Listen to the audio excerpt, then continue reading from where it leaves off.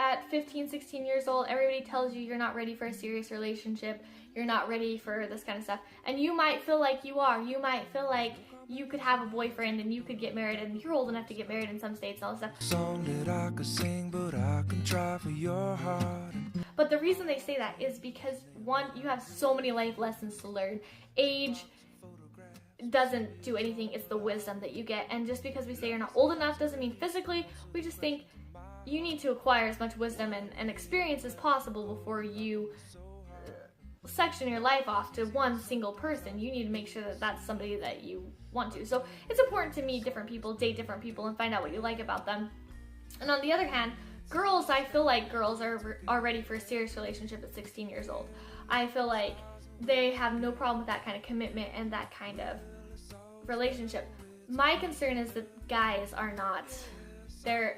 Guys at 16 years old love two things: sports and pizza. And if they tell you they love you, they're lying, because they still like sports and pizza more than you, okay? And they don't even know they're lying. I give them that. They might think that they love you, but they don't. I'm sorry. When a guy's like 18, 19 years old, he is mentally capable of having a serious relationship. When he's 18 or 19 years old, he's like mentally where you were at 16. So just be aware of that in your relationships. And just because we're telling you you're not old enough does not mean we're trying to keep you as a child. It doesn't mean we're trying to keep you from having fun. We just know that you're gonna learn so many lessons in the next 5 years. You're gonna be like, whoa, I am so much a different person at 20 than I was at 15. And we just can see it that way. We're all just trying to help. But at the end of the day, you're gonna make your own decisions. So just make sure that you're aware that the things you're gonna learn in the next 5 years are gonna open your eyes to that. But guys just aren't prepared for that kind of commitment and that kind of like feeling at that point in their life. So just make sure that you're prepared for that.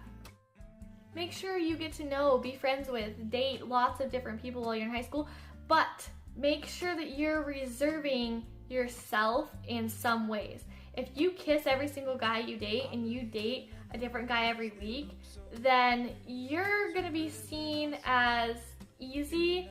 You're gonna be seen as, and not as such a positive light, but if you, I don't know, if you're more reserved and you save that so that it means something more to you, then it's gonna mean something more to him if you actually kiss him. Saving the physical parts of a relationship until later is really important. Every single parent is gonna tell you, you know, don't have sex when you're in high school, which is an obvious point. It's a really bad idea because that will stick with you for the rest of your life. And if you don't end up with that person in the future, which is quite possible because after high school you grow and mature a lot and you can go your separate ways. So I think it's important to wait until you're older for that. But if you sleep with someone and you don't end up married to them, then you're gonna have to tell your future spouse what you did with other people, and that always, always, always hurts the other person, whether they think it does or not. Even if both of you have before you're married, then there's always gonna be that comparison. You're gonna think about that person. You think about your exes to some point after they're gone. You will still think about them in some ways all the time, whether it's lessons that you learned from them or things like that. And the more attached you are to someone, the harder it is to not ever think about them in the future. And I don't know, it's just kind of a weird balance because it's not like you care about them anymore, but you still, like, it still feels like they took something, a part of you when they left, whether you just were emotionally attached to them or if you were physically involved with them. That's going to be so much worse when they're gone. So I think that it's important to advise you to keep that to yourself. Don't sleep with people when you're in high school. It's a really bad idea. And if you're going to make out with people, let's say making out, then don't make out with every single person you date, because that's going to make it less special, not only to the person that you're making out with, because you've made out with 10 other people, so it doesn't really mean anything, but it's going to be less special to you because you've made out with 10 other people. You don't really care about this. This isn't exciting anymore. And the best part about dating in high school is everything's new and everything's exciting and everything's great and everything's amazing. And after you get married and after you're older, it's still great, it is, but you don't get that nervousness. You don't get that, oh, is he going to kiss me? Because you know as soon as he comes home he's going to kiss you. You know. There's no built-up anticipation. There's no excitement. And you need to enjoy that while you're in high school. That is something that you will not get back once it's gone. It's not necessarily a bad thing, but it is something that everybody misses. And if you kiss somebody, make sure that you mean it. I mean, for a lot of people, if you kiss them, they're like, oh, okay, so we're more than just a thing. We need to continue. We're now in a relationship. And that's how it should be. If you're going to kiss somebody, you should be somewhat committed to them. You know, you should at least like them. You shouldn't kiss Mary on Monday and Tiffany on Thursday and think that it's okay, okay? You kind of, it's supposed to be an important thing. Like, I like him, he likes me, he kissed me, he likes me. That's how girls think. He kissed me, he likes me. So if you're gonna kiss a girl, you better be ready to understand that she just said, okay, we're not just a thing now, and she's gonna get a little bit possessive of you, and that's fair.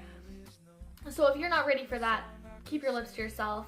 But yeah, with making out with people, you can use that as a great way to weed out guys who are interested in you only for what you can give them. If a guy is willing to wait 2 or 3 weeks for you to kiss them, and 4 or 5 weeks for you to actually make out with them, then they are genuinely interested in you as a person. If a guy breaks up with you on day 10 because you still haven't kissed him, that just tells you what kind of person he is. That just tells you what he was interested in. It's great. It'll work out. If you have to think to yourself, well, if I don't do this, then he'll break up with me, then why the hell are you dating him? What is so special about this little noob who obviously doesn't care about you enough to stay with you for 2 weeks if you respectfully ask him to keep his mouth to himself? Why do you want to be with him? That is not a good precedent for any relationship. If you're ready for a relationship and you want to see if they're ready for a relationship, do not kiss them for 3 weeks. And then if they are still with you, then you know that this person is genuinely interested in you as a person. In all of the years that I was in high school, I had 8 boyfriends. I only kissed 4 of them. 4. I only made out with 1 person. And guess what? I married that man. And this is why. So I would date somebody, and when I didn't kiss them, or I was like, you know, I really want to wait for us to progress in our relationship a little bit more before we move on to that. I want our relationship to be more about feelings and becoming better people than I do about physical, all that stuff. And so very, very fast, a lot of guys knew that I was not interested in that, so I didn't get asked out a whole lot. And I got made fun of a little bit. You always do. Everybody told me that I was just super religious and goody two-shoes, and no, this is a test, and you just failed, okay? I dated, the 4 people who I dated were with me more than 3 weeks, and I didn't kiss them, and they stuck around, and so then I did kiss them. But then when I was like, no, I'm still gonna wait before I make out with you. I don't want all of that lovey-touchy crap just yet. It's only been 3 weeks. They will leave. They will break up with you. Don't get too committed too fast. If you don't get too attached to them in that little 3-week span, you'll be fine. They'll leave. You'll find somebody else. And I promise you, if you save that, you will find someone who is so amazing and worth it that you'll just like give yourself a gold star and be like, thank you for making the right decision in high school, Amber. You just saved yourself a world of hurt. You got the perfect guy. Your life is perfect because of this.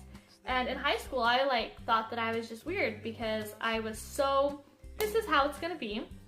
And if you don't like it and you don't care about that, then you can leave. I'm not interested in being in a relationship with someone who only, you know, I've been told that you love me so many times by so many different people. I don't believe you. But the one guy that I did make out with and that I married, he He tried to make out with me after we had been dating for like 4 weeks. I just barely kissed him last week. We were to that point where I was starting to be comfortable with him. And I like pulled away and I was like, I don't know if I'm ready for this quite yet. I was like really excited about it. I was like, guys always break up with me over this. This is the turning point of all my relationships. They say, I don't want to make out with you. And they say, okay, goodbye. And he was like, and so I was like, if that's not something that you want, you can go. I understand that. I've been broken up with over this many times. This is just how I felt. And he just gave me this look and he said, I'm not going to break up with you. I don't care if you never kiss me again. I will still want to hang out with you every day. I still want to be with you.